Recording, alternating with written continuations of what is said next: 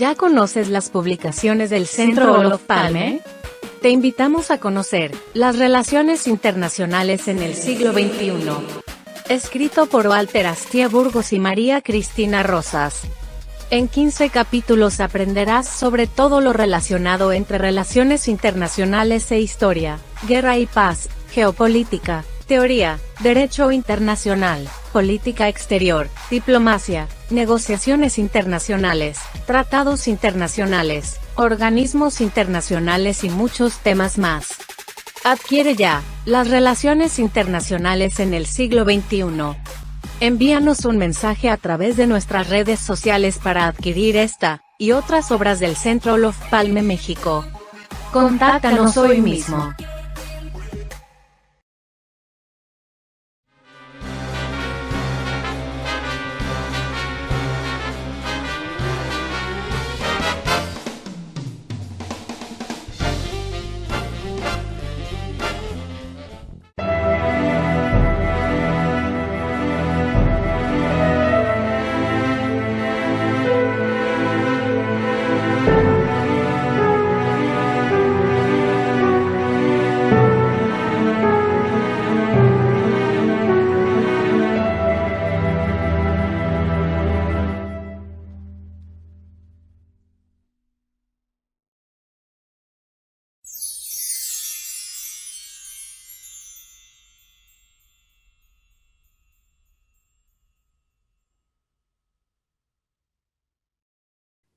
Muy buenas tardes, sean bienvenidos a una emisión más de Una Tarde con esta propuesta del Centro Olof Palme México para traer a ustedes las opiniones de figuras del mundo político, diplomático, cultural, y hoy tenemos a un invitado muy especial que nos hablará sobre la problemática del deporte en nuestro país y a nivel global.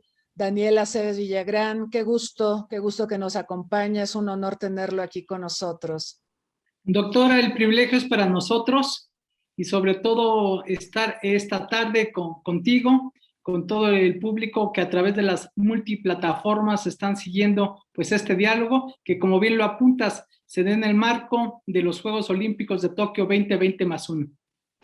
Muchas gracias, Daniel. Qué gusto. Además, yo quiero comentar, eso se tiene que presumir. Daniel y yo fuimos compañeros en la Prepa 9 de la UNAM, fuimos compañeros de banca literalmente, y por cuestiones del destino y de la vida profesional de cada quien, pues no mantuvimos más contacto posteriormente. Sin embargo, me da mucho gusto este reencuentro y en estas condiciones. Muchas gracias. No, al contrario, y por supuesto que es un feliz reencuentro. Te recuerdo con toda nitidez cuando tuvimos esta feliz coincidencia en la preparatoria número 9 de la Universidad Nacional Autónoma de México, y pues siempre te has distinguido por ser una mujer con un gran capital intelectual. Seguramente muchos hemos seguido tus pasos a través de las aportaciones que has realizado. Tengo dos familiares que han hecho trabajos contigo y que pues siempre se sienten muy orgullosos. Uno de ellos es Mauricio Daniel Aceves Torres, quien ha estado ahí vinculado a algunos trabajos que has realizado en temas diplomáticos. Así que es un feliz reencuentro y siempre muy orgullosos de tus aportaciones para nuestro país, doctora. Muchas gracias. Muchas gracias, Daniel. Nosotros también estamos muy orgullosos de tus logros porque son logros que sentimos nuestros. Yo quiero presentar algunos datos curriculares de nuestro invitado antes de dar inicio a esta conversación, y también invitar a nuestro público que nos sigue a través de Facebook Live a formular sus preguntas y comentarios para nuestro invitado. El tema que nos convoca sin duda es de enorme actualidad y relevancia. Daniel Aceves Villagrán es doctor en alta dirección, maestro en comunicación organizacional, licenciado en Derecho, reside aquí en la Ciudad de México y actualmente es director de la Fundación Alfredo Harp Elú para el Deporte. Él recibió el Premio Nacional del Deporte en 1984, en 2011 y en 2017.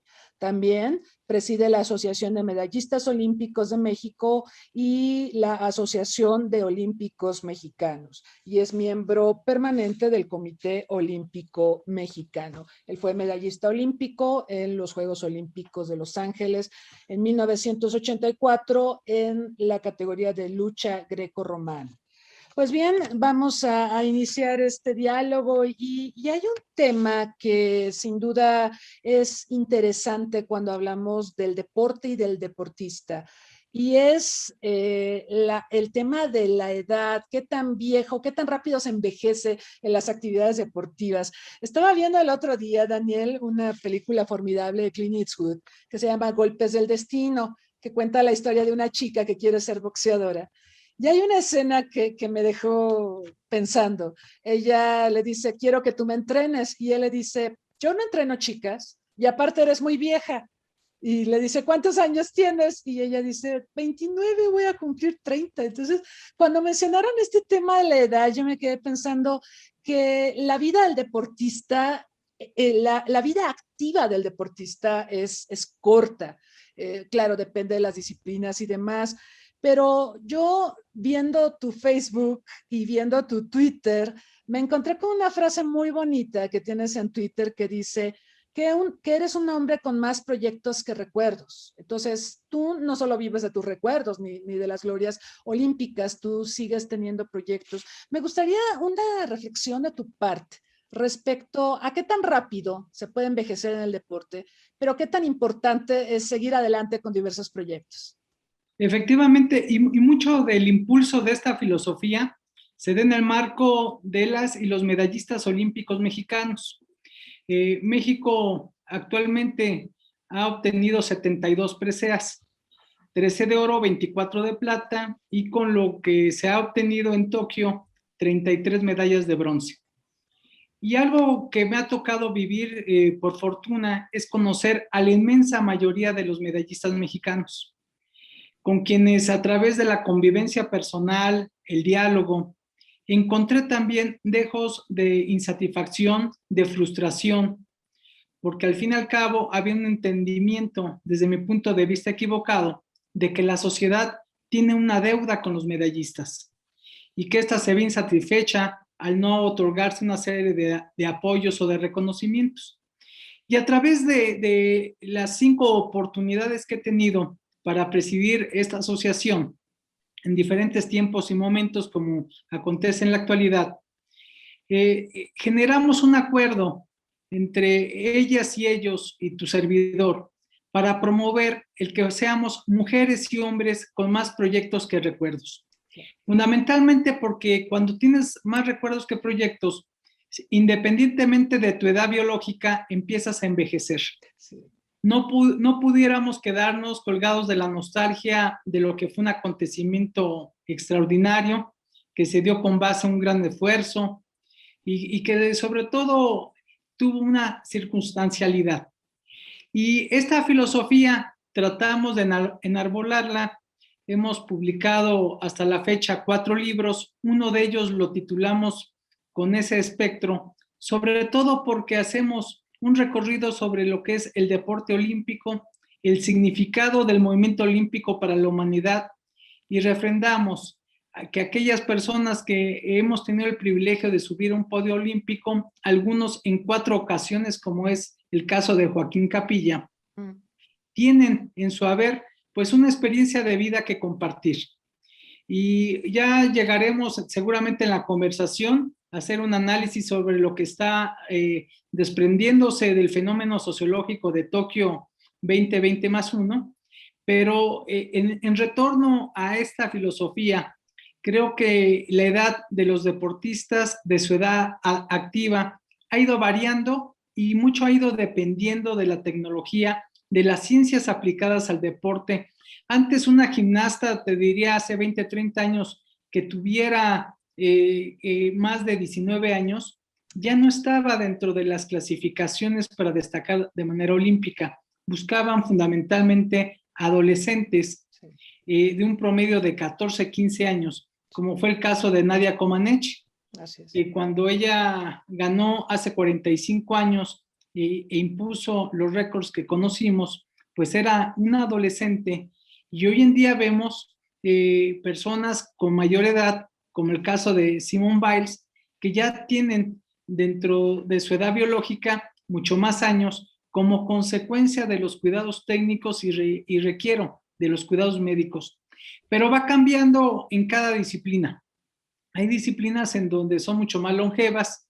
Un inglés, el día de antier, a los 62 años, pudo ser medallista de plata en la equitación, y así encontramos una joven en patineta a los 13 años de Japón que obtuvo una medalla de oro. Entonces, mucho tiene que ver, María Cristina, el deporte, las propias circunstancias. Hemos ubicado los éxitos de los mediofondistas africanos, sobre todo de Kenia, de Etiopía, quienes en su promedio de rendimiento es alrededor de los 21 a los 28 años, pero su esperanza de vida es muy corta. Tienen una esperanza de vida de alrededor de 58 años. Entonces, creo que no hay una fórmula generalizada, pero hoy en día se ha ido aplazando no solo la esperanza de vida como un fenómeno bienvenido de la humanidad, sino también esa esperanza de vida dentro del deporte de alto rendimiento que cada vez se ha hecho un poco más longevo.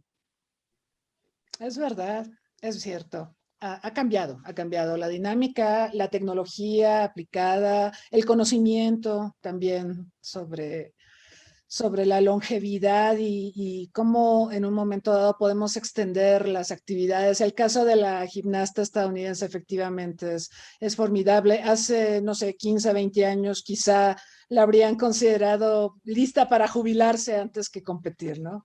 Es verdad. Hay un elemento en estos Juegos Olímpicos en Tokio que son extraños, bastante extraños. La pandemia sin duda ha sido un factor que ha hecho tan difícil el desarrollo de los Juegos Olímpicos. Primero su cancelación el año pasado y ahora el desarrollo sin público, con la concurrencia de atletas, con pruebas obviamente para detectar casos y contagios y todo esto. Pero hay un tema subyacente que es la preparación de los atletas para los Juegos Olímpicos y el hecho de que la pandemia modificó por todas las restricciones que impuso la sana distancia, el quedarte en casa, en fin, impuso una serie de condiciones adversas para el desempeño de actividades deportivas o incluso para la activación física.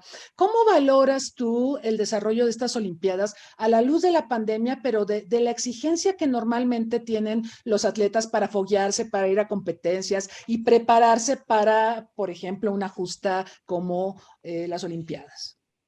María Cristina, creo que a 4 días de que concluyan los Juegos Olímpicos, ya podemos tener algunas reflexiones sobre el significado de los mismos y lo que representó la postergación de los mismos durante un año. Nos encontramos hoy por hoy con el abatimiento de marcas mundiales y olímpicas en las pruebas de natación, de atletismo. Nos encontramos una globalidad en los resultados, es decir, cómo el resurgimiento del deporte chino, no solo desde Beijing 2008, sino realmente el acaparamiento de resultados importantes.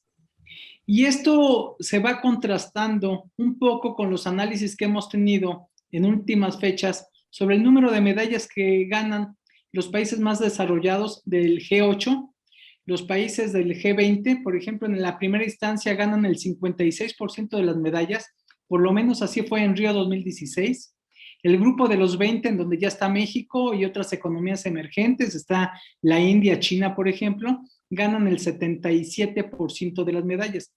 Entonces, estábamos ubicando una correlación entre el desarrollo económico, social y político de los países con el número de preseas obtenidas. Hoy, algo que casi no se ha mencionado, doctora, es de que ya la próxima sede de los Juegos Olímpicos del 2032 se le otorgó a Australia. Así es. Australia está teniendo pues un desempeño deportivo extraordinario. Se está colocando a ratos en la tercera o cuarta posición del cuadro general de medallas y por lo menos va a estar en los primeros 5 o 6 lugares. Y el caso de algunos otros países que sabemos que Rusia como tal no está compitiendo, lo está haciendo con el nombre del Comité Olímpico Ruso por el doping de Estado que ha sido sancionado por el Comité Olímpico Internacional, también ha disminuido de manera muy sensible sus resultados. El tema de Cuba, hoy por hoy, también hay una disminución muy sensible de las medallas obtenidas, a pesar de que reitero y subrayo, faltan todavía 4 jornadas competitivas que arrojarán un número importante de preseas. Pero sobre todo, creo que esta lección de la globalidad que nos está dando los Juegos Olímpicos es que países que no son considerados hegemónicos le están arrebatando preseas a las grandes potencias deportivas. Lo que ha pasado con Ecuador en el ciclismo de ruta, una prueba que dura cerca de 7 horas, que lo haya ganado el ecuatoriano en contra de cualquier pronóstico, en levantamiento de pesas, en la misma natación, que antes había una hegemonía norteamericana muy solvente, ahora es por lo menos 23 países los que ganan medallas de oro, y antes solo eran 3 o 4. Entonces, una lección importante es esa. La segunda, ¿cómo se prepararon? Hay países que lejos de aislarse o de paralizarse en el tema deportivo, siguieron cabalmente la preparación de sus atletas. Y muestra de ello son los resultados que estamos ubicando.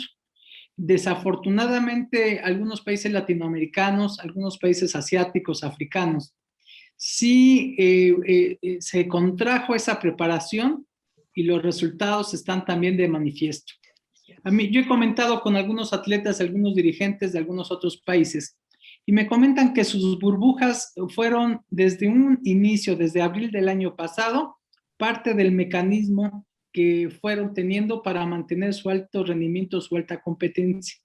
Es decir, buscaron estrategias con medidas sanitarias medianamente aceptables y siguieron su proceso de preparación porque sabían que al fin y al cabo se iban a dar unos Juegos Olímpicos en un ejercicio posterior, pero que ellos no podían sustraerse de otorgarle a los deportistas ni los apoyos, ni las áreas de entrenamiento, ni los equipos multidisciplinarios a los que están acostumbrados.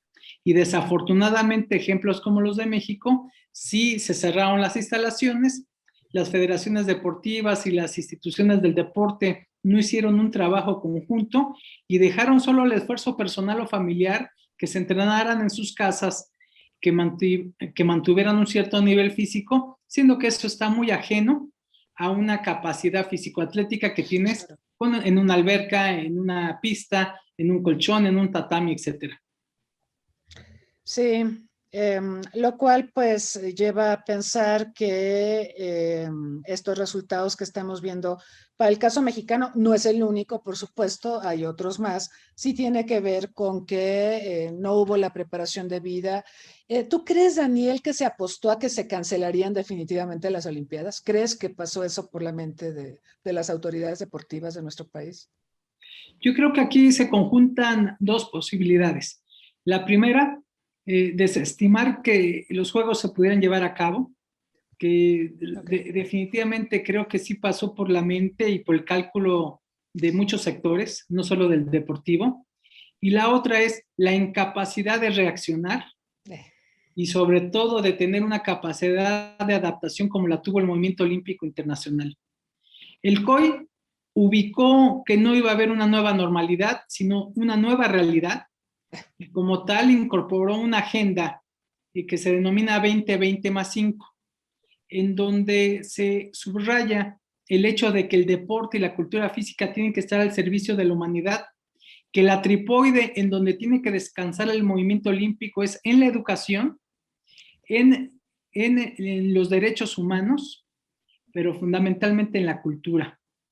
Entonces, esta reacción debiese de haber generado por parte de los comités olímpicos nacionales de todo el mundo una convocatoria a sus gobiernos para poder incidir y que el deporte y la cultura física no solo sean el alto rendimiento, sino sea un mecanismo de promoción de valores universales y que son los valores olímpicos y que son idénticos. No podemos hablar de unos valores olímpicos ajenos o distantes a los principios y valores fundamentales. Entonces, doctora, creo que dentro de este tipo de procesos, solo muy pocas federaciones tuvieron esta capacidad de reacción, de poderle dar seguimiento a los deportistas que ya estaban clasificados o que buscaban su clasificación, pero mayoritariamente, como se dice coloquialmente, cerraron la cortina, lo tomaron como vacaciones, dejaron que solo los deportistas tuvieran algún esfuerzo personal y familiar, reitero, y eso no basta para poder ser de los mejores del planeta. Es apostarle a algo que hoy se está repercutiendo con los resultados y que al fin y al cabo algunos países pues sí tuvieron la voluntad, por lo menos en sus disciplinas prioritarias, en donde sabían que podían obtener preseas, de apostarle a un trabajo que no es de hace 3 o 4 meses, sino es un trabajo que lleva varios años y que en este ciclo olímpico tiene su punto culminante en lo que hoy estamos viviendo. Mencionaste Australia y mencionaste que ganó la sede Brisbane, esta ciudad australiana para los Juegos Olímpicos de 2032, que ya parece una tendencia. Parece ser que solo los países muy avanzados tienen el presupuesto, las condiciones de infraestructura y demás para organizar Juegos Olímpicos. Recordamos también mucha controversia que hubo respecto a Brasil, de que no tenía listas las instalaciones antes de que se inaugurara el evento, en fin. Pero al margen de eso, yo viví un tiempo en Australia y algo que me llamó poderosamente la atención es que hay un fomento de la cultura física deportiva en la población. Son muy deportistas los australianos, sí. Y luego ves sus resultados en el medallero olímpico, lo marcas muy bien, ahorita pues andan como en el 4º lugar y caen las medallas en una multiplicidad de disciplinas, no es solo natación, no solo el caso de este muchacho, el torpedo, como le decían, sino que es una multitud de disciplinas. Y ahí se ve que hay un fomento de la cultura física y esto nos lleva también al tema de salud y deporte. En México me parece que hay una desvinculación o no hay un suficiente estímulo, comparando con Australia, podríamos usar otros ejemplos, pero no hay un suficiente estímulo para el fomento de la cultura física y de las actividades deportivas, y esto pensando también en mejorar la salud de nuestra población. La pandemia ha evidenciado un montón de comorbilidades que quizá podríamos sortear de mejor manera con un fomento de la cultura física y deportiva, pero me gustaría conocer tus reflexiones al respecto. Sobre todo, doctora, haciendo una recapitulación de tu comentario en el que coincido total y absolutamente, te diría en principio que los Juegos Olímpicos y Paralímpicos ya solo están destinados a las grandes potencias. Los Juegos Olímpicos más caros en la historia han sido en Beijing, donde se destinaron alrededor de $40,000 millones. El presupuesto para los Juegos Olímpicos pasados en Brasil fue de 12,000 millones. El primer cálculo para Tokio fueron de 7,000 y van a terminar costando $20,000 millones. Así que la próxima sede evidentemente es París en el 2024, después Los Ángeles en el 2028 y lo que acertadamente comentabas sobre la sede australiana para el 2032. Pero está de manifiesto que economías que no tengan una capacidad para poder dedicarle este tamaño de recursos no van a poder ser sede. Ya lo estamos viviendo a nivel regional. Los Juegos Centroamericanos y del Caribe programados para el 2022 en Panamá han sido declinados. Se ha buscado una sede, solo 2 ciudades apostaron por realizarlos, Mayagüez, Puerto Rico y El Salvador, pero hoy en día, hace escasas horas, El Salvador dice que los podría realizar, pero hasta el año 2023. Y en el 2023 en el programa coincide con los Juegos Panamericanos que serán en Santiago de Chile. Es decir, en el mejor de los casos, No van a haber Juegos Centroamericanos en el 2022 y se empatarían por 3 meses en el año 2023, circunstancia que es muy compleja por los costos de cualquier país del área, de los 41 comités olímpicos nacionales que hay en el continente, como para que los países del área centroamericana le apuesten a 2 torneos de esta envergadura, ¿no? Adicionalmente, en México no tenemos una culturización deportiva. Superamos casi 3 veces la media internacional en la tasa de letalidad del COVID-19, fundamentalmente por las enfermedades no transmisibles, por el nivel de obesidad y sobrepeso que tenemos en nuestro país, por la diabetes, que es una epidemia, la hipertensión, cardiopatías, etcétera. Muchos de estos padecimientos prevenibles a través de la activación física, sin incorporar pues el tema emocional. Esto, doctora, seguramente tendrá que ser un aspecto que se tendrá que atender con políticas públicas, porque está de manifiesto que de acuerdo al módulo MOPRADEF del INEGI, el 58% de los mexicanos no tenemos ninguna actividad física y mucho menos en cuestión de género las mujeres. Las mujeres se activan mucho menos físicamente que los hombres, pero ya de por sí estos porcentajes son inferiores a la mitad, pero ni siquiera en este contexto pudiéramos decir que quienes se activan físicamente lo hacen de manera suficiente de acuerdo a los parámetros de la Organización Mundial de la Salud, que son por lo menos 150 minutos a la semana de actividad física moderada o 75 minutos de actividad física vigorosa. Entonces tenemos un grave problema. No tenemos en los 2 polos de la pirámide una base en donde tengamos una población que se active físicamente de manera mayoritaria. No hay esta cultura de autocuidado de la salud. Y por el otro lado, en la parte superior del alto rendimiento, pues no existen las condiciones para tener un programa de mediano y largo plazo. Una de las deficiencias más importantes en la administración pública federal es que no hay un plan del deporte y la cultura física. Es decir, se está violentando una serie de legislaciones y de obligaciones de los servidores públicos, ya que hay un Plan Nacional de Desarrollo 2019-2024, un plan sectorial de educación, pero no existe, no se ha elaborado o por lo menos presentado un plan de deporte y de actividad física. Y ya son 3 años de gobierno, o sea, estamos a la mitad del gobierno actual. Qué impresión, qué impresión. Y muy preocupante y muy lamentable, porque, bueno, volviendo al caso australiano, yo creo que los resultados están a la vista. Si fomentas la activación física, si fomentas el deporte, pues eventualmente llegas a un nivel de competitividad respecto a otras naciones y ahí está, ¿no? El resultado en los Juegos Olímpicos. Ah, qué cosa. Hay una pregunta en Facebook y preguntan que si México fue debut y despedida con los Juegos Olímpicos del 68, que si México podría organizar otras Olimpiadas. Bueno, yo tengo mi opinión, pero la pregunta es para ti. No, muchas gracias.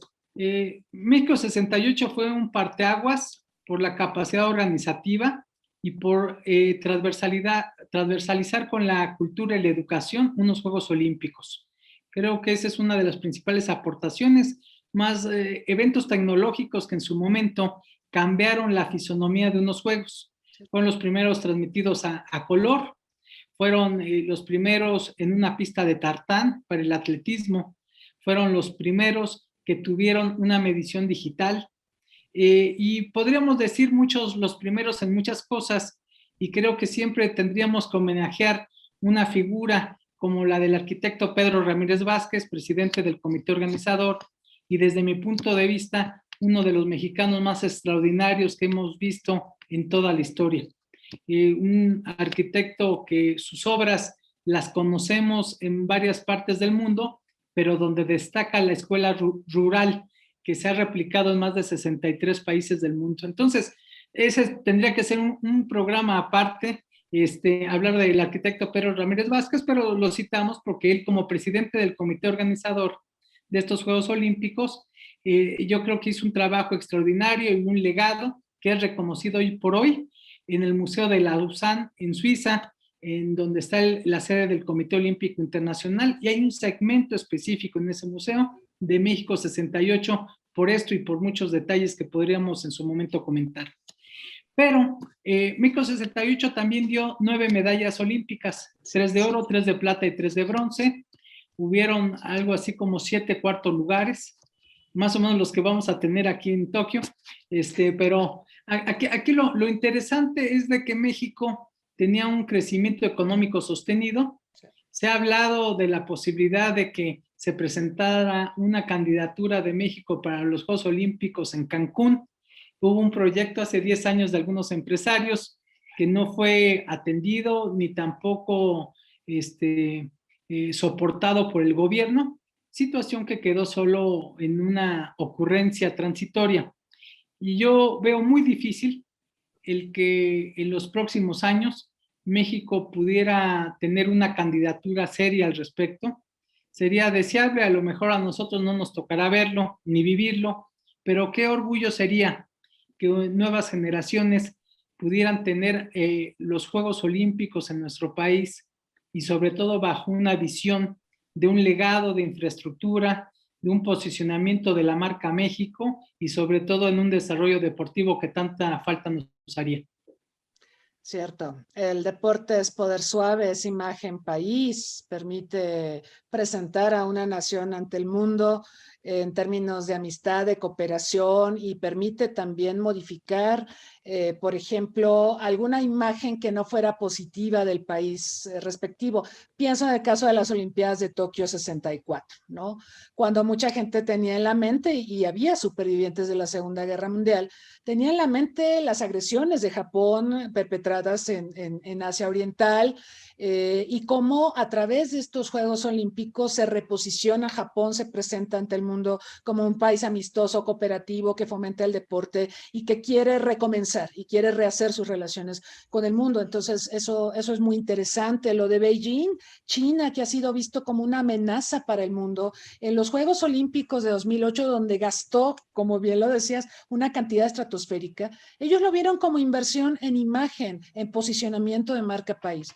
Entonces, sí, yo pienso en los Juegos Olímpicos de 68, que fueron gestionados con mucha visión además, porque habrás visto, Daniel, que hubo controversias por la altitud de la Ciudad de México. Se decía que la Ciudad de México no era apta para llevar a cabo justas olímpicas porque no se sabía cuál sería el efecto en los atletas, pero al final se logró y todo resultó muy bien, y nos fue muy bien como país, porque siempre cuando tienes a tus atletas en tu país, en tus justas olímpicas, eso también motiva mucho a los atletas, pero sí se ve difícil. O sea, yo veo, por ejemplo, este plan para el Mundial de Fútbol que vamos a hacer entre los tres, entre México, Estados Unidos y Canadá, porque hacerlo uno solo es muy caro, ¿no? Entonces, vaya, es un ejemplo de la repartición de costos y de lo difícil también que puede resultar. Sin embargo, sí tendríamos que pensar en que puede ser una inversión y un reposicionamiento de los países y de la marca país, sobre todo, que es algo sumamente interesante. Y aquí, doctora, habría que sumar estas experiencias de Beijing, de Tokio en el 64, la de Londres en 1948. Culminada la Segunda Guerra Mundial, el Reino Unido quiso interpretar precisamente un nivel de recuperación que fue exitoso, y así podríamos citar en los mundiales de fútbol pues el tema de posicionamiento de esa marca país a través de eventos que incorporan el interés global. Este mundial del 2026, en donde Estados Unidos, Canadá y México organizan algunos encuentros, de los 60 encuentros, 40 son en Estados Unidos, 10 en Canadá y 10 en México. No obstante, creo que los organismos internacionales tendrán que visualizar también algo parecido para los Juegos Olímpicos. Yo ya esperaba que para 2032 tendría que ser algo compartido. Bien. No se da hasta ahorita el anuncio que da el COI, es solo en relación a Australia, pero yo creo que se llegará el momento en donde tendrán que compartir sedes, lo que hará perder un poco este romanticismo y esta visión de los Juegos Olímpicos pero podría ser pragmático, sobre todo en atención a lo costoso que es la organización de estas justas. Y a nivel regional, lo comentamos hace unos minutos, ya hay una gran dificultad para los países centroamericanos y del Caribe de hacer estas justas. Hoy en día, estos Juegos Panamericanos de Santiago de Chile en el 2023, con las problemáticas sociopolíticas que se vivieron hace algunos meses, estuvieron en riesgo, porque ante las circunstancias sociales que se viven, hay sectores de la sociedad que rechazan la edición de los Juegos. Y esto era ya una protesta prepandémica. Entonces, a nivel regional yo creo que vamos a estar viviendo y sufriendo la incapacidad de las naciones para albergar este tipo de juegos y la tendencia desafortunada pudiera llegar a ser su extinción, precisamente porque unos Juegos Centroamericanos del Caribe aglutinan alrededor de 7,000, 8,000 atletas, más todo lo que le acompaña. Estamos hablando de asistencias de aproximadamente 25 o 35,000 personas, que mucho tiene que ser sufragado por los países o las ciudades sedes. Gracias. Qué cosa.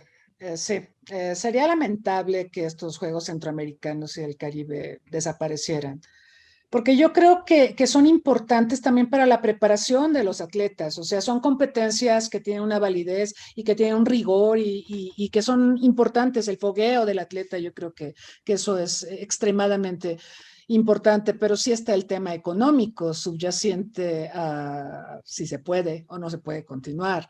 Habría que pensar entonces en esta propuesta de las sedes compartidas.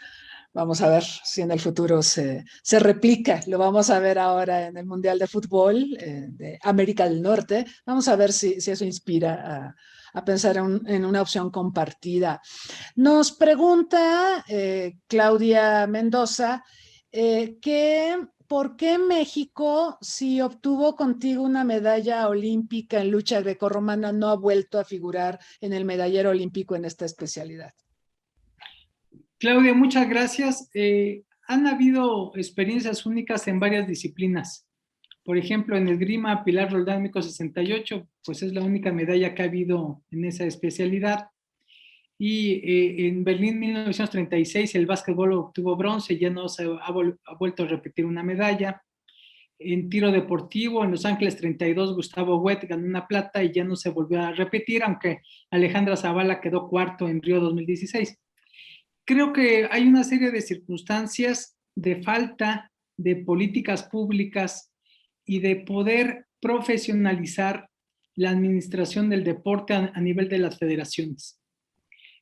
Son asociaciones civiles regidas por el Código Civil y que al fin y al cabo les dan una figura en donde sí son sujetos de derechos y de apoyos, pero en contraparte no existe un seguimiento cabal para que haya una eficacia y una eficiencia en su actuar institucional. Hoy por hoy yo creo que el replanteamiento en el tema del deporte tiene que ser no solo la erogación del sector público por el mismo, sino el involucramiento del sector privado.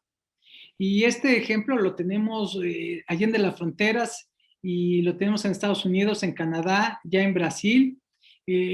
Propio España cambió esta metodología para Barcelona 1992 y hoy en día son países que tienen un desarrollo muy importante, ejemplar, en donde al sector privado le distribuyen disciplinas para que le aporten, obviamente con estímulos fiscales. Entonces, yo creo que sí tenemos que aprender mucho de las experiencias internacionales en relación a cómo apoyar y cómo desarrollar alguna disciplina. Y en el caso de la lucha, hubieron por lo menos 2 décadas que hubo una federación que lejos de aportar, sustrajo a la participación de generaciones. Hace apenas 3 años hubo un cambio en la federación. Entonces, creo que desafortunadamente, a pesar de que hay talento, de que hay capital no solo intelectual, sino también personal, se necesita el acompañamiento para que se puedan tener resultados en esta y en otras disciplinas. Muy bien, Daniel. Tocaste un tema sobre el que también me gustaría conocer tu opinión, que es justamente el involucramiento del sector privado en las actividades deportivas en nuestro país. Escuché que, por ejemplo, el Grupo Value estaba gestionando con otros empresarios reunir los recursos necesarios para los boletos de avión de nuestros atletas para estas justas olímpicas.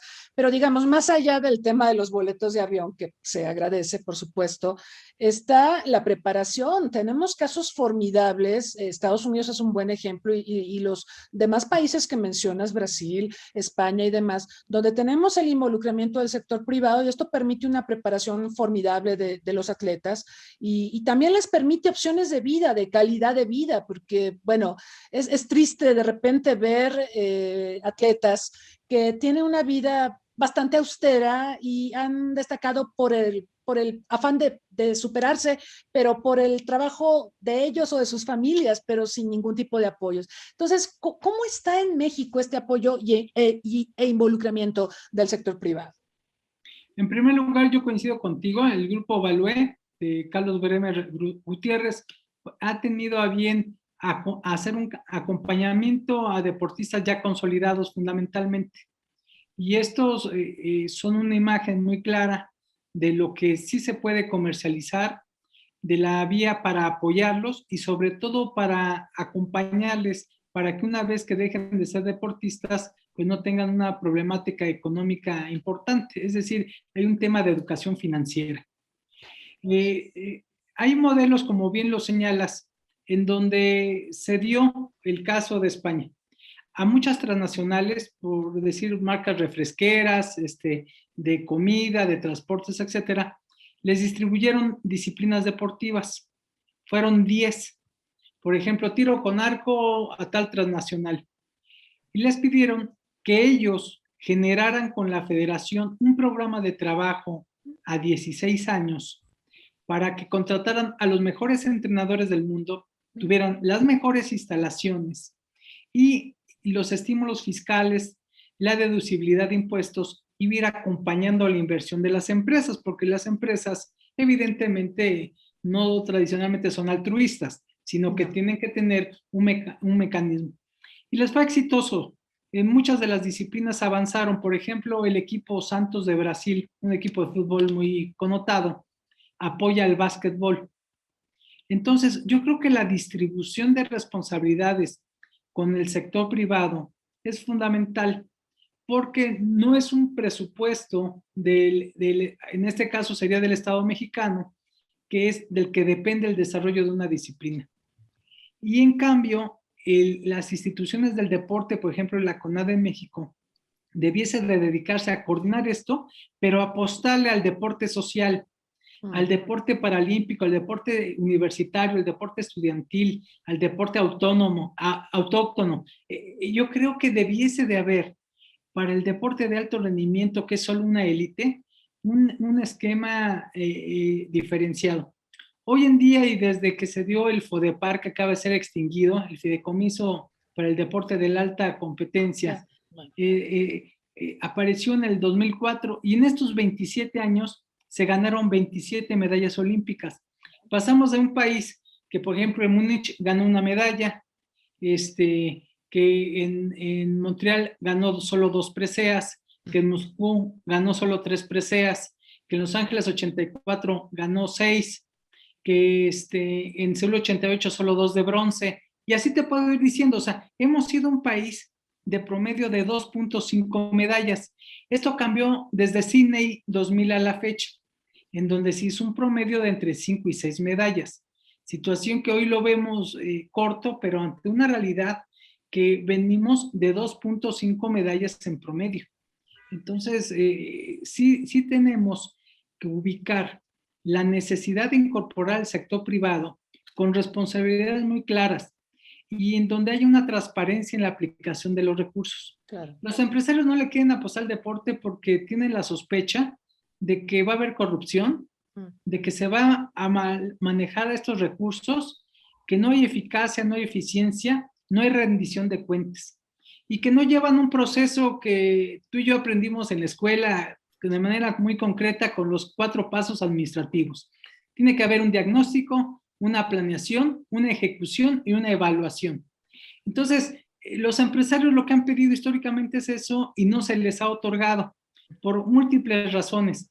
Entonces, esta desaparición e extinción de este fideicomiso ahorita ya está repercutiendo y por supuesto va a repercutir en los próximos ciclos olímpicos si no hay una rectificación de políticas públicas. Qué terrible. Qué terrible. Lo de los fideicomisos ha sido motivo de mucha preocupación porque no solo fue en el deporte, fue también en las artes, la ciencia, la cinematografía, en fin. Entonces, 108 fideicomisos. 108 fideicomisos. O sea, y quisiéramos ver que esos recursos que se liberaron se aplican en, quisiéramos la transparentación, si me permiten utilizar este término aberrante, de cómo se utilizan los recursos que se dejaron de aplicar a estos fideicomisos. Es triste. Hay otra pregunta que nos mandaron de Facebook aquí al chat y la pregunta es de Ubaldo Quiroz. Dice, ¿consideraría la posibilidad de que todos los medallistas olímpicos realicen jornadas de promoción de sus respectivos deportes en centros escolares? Ubaldo, una de las consideraciones logradas en los últimos años fue que la Ley General del Deporte y Cultura Física y su reglamento incluyeron un estímulo para los medallistas olímpicos y paralímpicos. Actualmente los medallistas de oro tienen un estímulo de 13,000 pesos mensuales, plata 11,500 y bronce 10,000 pesos. Y lo que nosotros hemos realizado como corresponsabilidad es donar un día al mes para participar en tareas de carácter social. Y esto pues ha sido bastante exitoso. Hay una Asociación Mundial de Olímpicos, tengo el privilegio de presidir actualmente en el capítulo México esta asociación y tenemos un programa muy importante con contacto con 800 olímpicos que están incluidos por supuesto los medallistas. La mayor parte de ellos participa dentro de un esquema que no está normado, pero yo creo que también es una parte de una corresponsabilidad ética para promover el deporte y la cultura física. Lo que es cierto es de que un buen deportista no necesariamente es un buen entrenador, ni necesariamente es un buen dirigente deportivo. Son carreras paralelas que tienen trayectorias distintas. Entonces, no podríamos apostarle a que una compañera o un compañero enseñara su deporte, dependiendo cuál fuera, si necesita equipamiento o no. Porque a lo mejor no tiene las bases metodológicas, pedagógicas para impartir una clase. Sí puede compartir su experiencia de vida porque la ha vivido. Puede experimentar estos promocionales de los valores olímpicos y de lo que vivimos, que es mucho por ahí donde trabajamos. Y con esta alianza con la Fundación Alfredo Harpelú para el Deporte, que es donde laboro, pues hemos implementado 3 conceptos básicos: la prevención de las adicciones, la promoción de una cultura de autocuidado de la salud y el fomento de una cohesión social a través de una cultura cívica de la paz. Entonces, tenemos ejes de actuación, tratamos que la mayor parte de esta comunidad participemos, sobre todo en escuelas, en comunidades, en barrios, colonias, unidades habitacionales, bajo un programa muy específico en donde, reitero, participan un gran número de medallistas, pero también de olímpicas y de olímpicos de nuestro país. Pregunta José Antonio, no nos puso su apellido, pero es José Antonio, que ¿cuál es el pronóstico previo a la culminación de los Juegos Olímpicos y qué sigue para México? Y en su opinión, ¿cuál es el panorama para nuestro país? José Antonio, nosotros hicimos un pronóstico de 5 medallas. La CONADE, a través de su titular, pronosticó 10. Sí. El Comité Olímpico Mexicano 6. Hoy por hoy tenemos 3 de bronce. Seguramente en las disciplinas que faltan por culminar y donde México tiene presencia, se pudiera encontrar 1 o 2 preseas más. No creo que hubiera una sexta, si bien nos va. Creo que ha estado totalmente acreditado el que no estamos como país preparados para tener una presencia muy destacada en Tokio. Han habido individualidades, y además nuestro reconocimiento al esfuerzo que se ha hecho tan serio, tan profesional de nuestros deportistas, pero también hay otros aspectos que quedan a deber, como el tema del béisbol, que son profesionales 100% y en donde muchas de las aspiraciones del sector beisbolero pues quedaron canceladas con los resultados que sabemos al perder sus 3 encuentros. Entonces, yo creo que la calificación no puede ser generalizada, tendría que ser mucho más particular, más individualizada, y han habido expresiones extraordinarias de los resultados, pero también algunas disciplinas y algunos deportistas de los que se pensaba tenían posibilidades más elevadas y que pues han quedado lejos de los pronósticos. Pregunta Moisés Ruiz en Facebook que cuál es la situación respecto al box y al fútbol, que normalmente se percibe que estas actividades deportivas reciben muchos apoyos, pero que en cambio otras, como halterofilia, que ahora nos dio la sorpresa de una medalla de bronce, ni siquiera tiene visibilidad. ¿A qué obedece esta situación? Moisés, desde 1991 dejó de existir el concepto amateur, ya todo el deporte olímpico es profesional. Sí. Y por eso en Barcelona ya se presentó el equipo de básquetbol conocido como Dream Team de los Estados Unidos, como símbolo de que los profesionales ya participaban en los Juegos Olímpicos, de que las personas podían ser remuneradas, que aquellos castigos de antaño de las personas que recibían $5 por jugar un partido de béisbol y se les retiraban las medallas, como a Jesse Owen, pues quedan en el baúl de la basura de lo que determinó en su momento el movimiento olímpico. Y esto se ha transformado. Y el tema del boxeo ya aborda el profesionalismo, pero no ha podido ver un sincretismo adecuado. Tan es así que ninguno de los profesionales que fue a Río o que está yendo a Tokio ha ganado una presea. Las reglas son diferentes. Aquí en México se ha combatido mucho que los profesionales participen en los procesos selectivos. Hay un distanciamiento muy importante entre el Consejo Mundial de Boxeo y la Federación de Boxeo. Hay una repulsión de programas, de personas y de conceptos. Entonces, en ese sentido, creo que se tiene que albergar una nueva fórmula de vinculación para poder tener no solo un trayecto de ser competidor olímpico al profesionalismo, que eso se da recurrentemente, sino también a la inversa, que deportistas profesionales se puedan conservar como tales participando en el boxeo olímpico. Y en relación al fútbol se cuece aparte, es el deporte más popular del planeta. Ahí el movimiento olímpico poco tiene que ver. Tiene en México una federación más que solvente, equiparable a alguna paraestatal trascendental, y creo que el fútbol como tal, pues tiene todos los apoyos que requiere una organización multimillonaria con presencia global y que además pues es el deporte por excelencia que mueve y conmueve los pensamientos y las emociones de la mayor parte de los mexicanos. Es cierto, es cierto. Vamos a desear que les vaya muy bien, ahora que me parece que enfrentan a Japón, al anfitrión. Tu opinión, Daniel, sobre Cuba, el amateurismo. Hubo ahora una controversia también porque un boxeador que era cubano se naturalizó español y lo derrotó un cubano, y este cubano hizo un discurso político donde reivindicó al régimen y todo esto se politizó.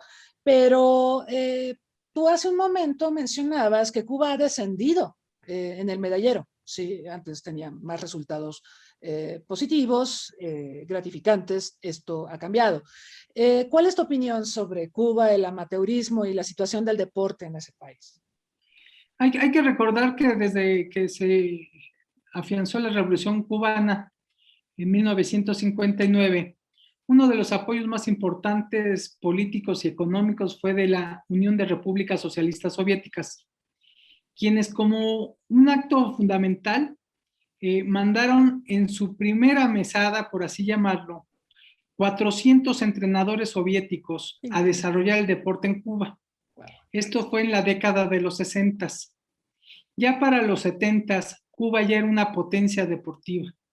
Hablar de Alberto Juan Torena ganando en Montreal 76, hablando de Mijail López, 4 medallas de oro olímpicas en lucha, y de Sotomayor en Claro. salto de altura. O sea, hay una constelación de estrellas, fundamentalmente en el boxeo, en la lucha y en el atletismo y en el judo cubano. Y así podríamos significar que no solo fue ya una potencia regional, continental y mundial durante varias décadas, aquellas en las que duró el apoyo soviético. Sí. Una vez que cae la Unión Soviética, se disgrega en 15 nuevas repúblicas, hay una nueva realidad rusa, dejaron de fluir estos apoyos económicos, de asesoría y de campamentos entre la ex Unión Soviética y Cuba, y con Rusia fueron a la baja. Y ha ido una curva descendente. Y en los últimos Juegos Centroamericanos y del Caribe, Cuba no ganó, ganó México, el cuadro general de medallas.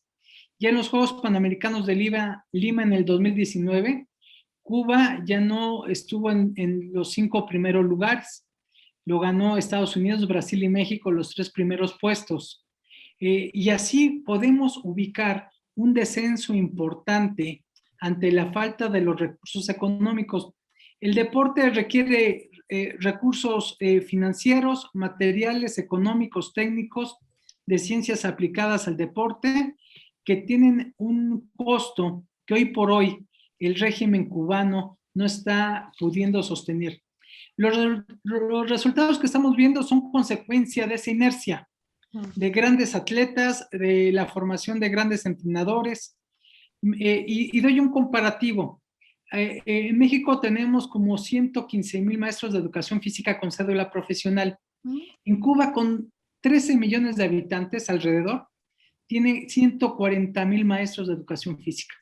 Entonces, es parte de un régimen que le ha apostado al tema del deporte como marca país, como lo estábamos comentando. Así es. Y en la Guerra Fría, un tema fundamental entre la ex Unión Soviética y los Estados Unidos fueron los campeonatos mundiales, los Juegos Olímpicos, en donde trataban de significar que tenían un modelo económico con una juventud más exitosa.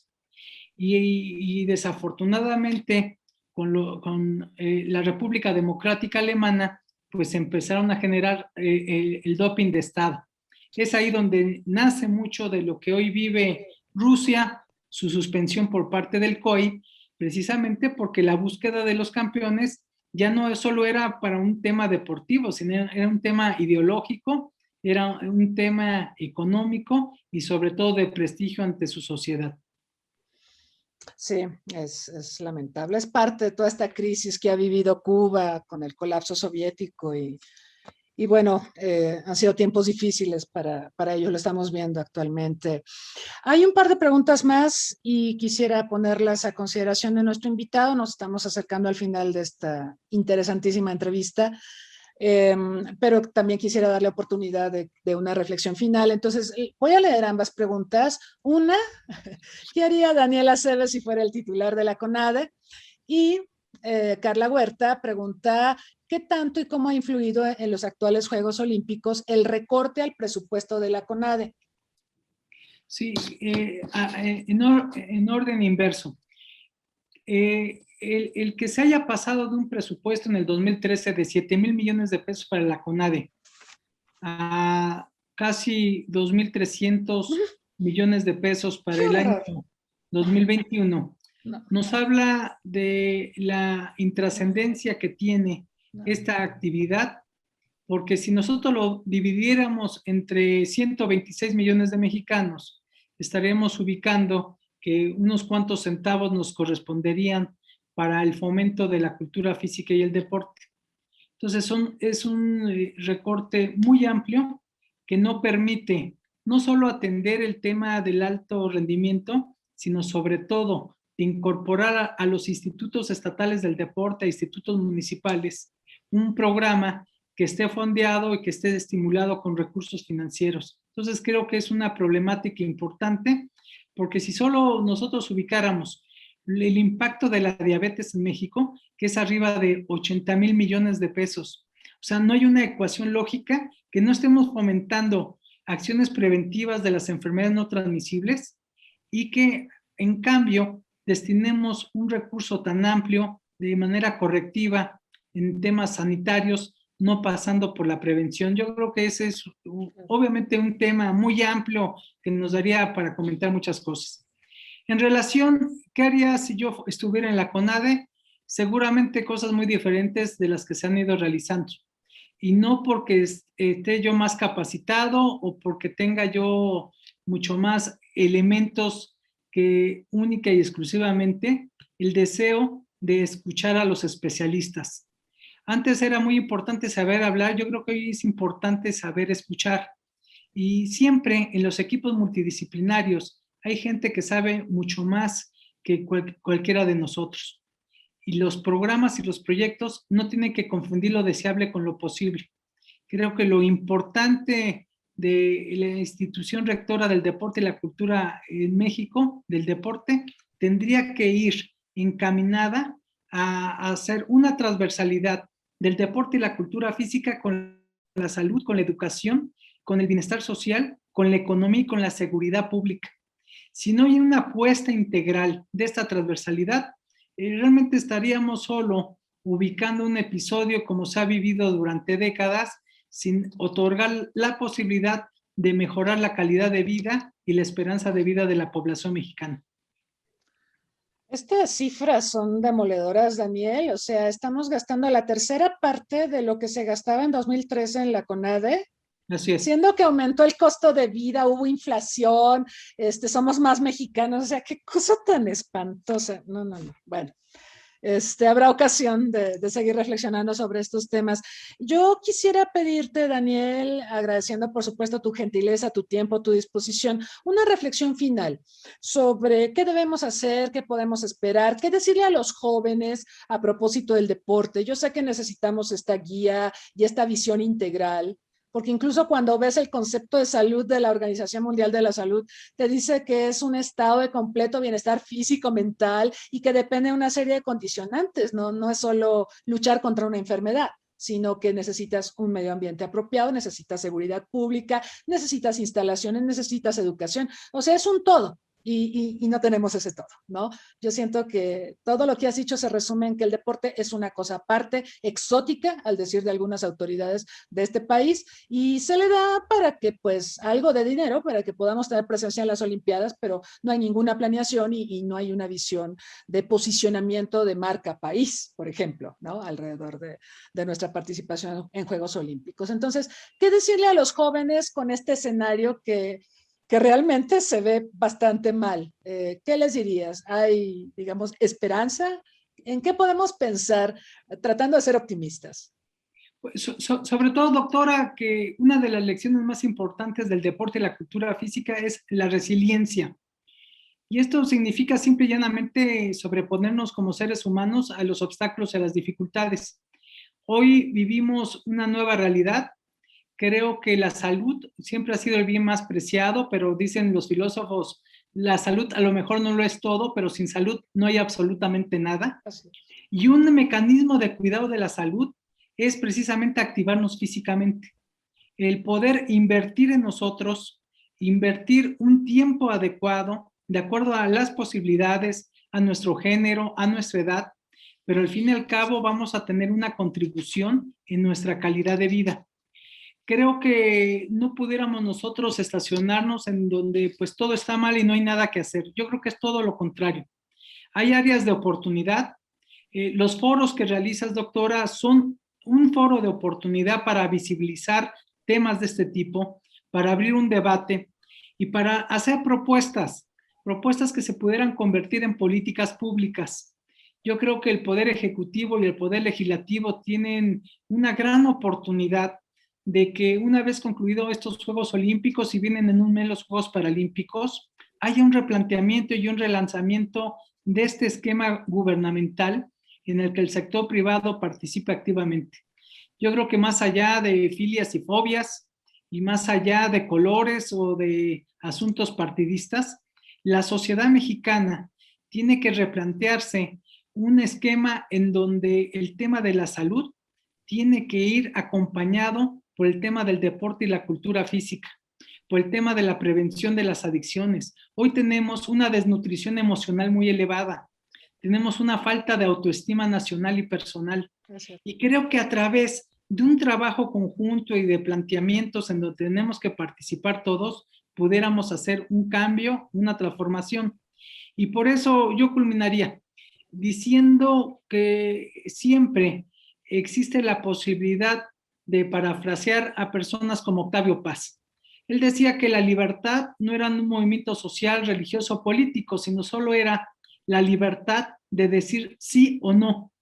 Y yo creo que le tenemos que decir sí a esta cultura de autocuidado, empezar por nosotros mismos y cultivar no solo una autoestima que nos permita tratar de ser mejores seres humanos con todas nuestras luces y nuestras sombras, sino que sobre todo busquemos articular mecanismos en donde haya disciplina, constancia, perseverancia y que eso nos sobrepasemos al propio entorno que hoy estamos viviendo. Entonces, doctora, yo te digo que he sido muy feliz por este reencuentro, sobre todo por tener esta posibilidad de intercambiar puntos de vista, aún coincidiendo o no, siempre es un elemento sustancial el poder escucharte más que en tus cuestionamientos, en tus reflexiones, que son de alta capacidad internacionalista y que sobre todo, de verdad, tenemos una gran admiración por lo que has hecho de tu vida profesional y aprendemos mucho de tus escritos, de tu pluma, pero también de tu voz. Muchas gracias, Daniel. La admiración es mutua. Reitero, por supuesto, mi agradecimiento y espero que tengamos oportunidad más adelante de volver a coincidir para analizar estos problemas tan complejos. Pero coincido en que necesitamos una visión más integral, donde no es el deporte por el deporte mismo, sino como un mecanismo de bienestar social, del bienestar en el sentido real de la palabra, y también pensando en la prevención salva vidas, la prevención es más barata al final del día. Hay que ver todo lo que gastamos en tratamientos para personas que viven con diabetes y cuánto podríamos ahorrarnos si fuéramos preventivos y no reactivos. Entonces, en este sentido, aplaudo los planteamientos que has formulado. Te agradezco mucho la gentileza también de responder las preguntas que han sido puestas a tu consideración por quienes nos siguen aquí en Zoom y en Facebook Live. Y agradezco a todos su presencia esta tarde.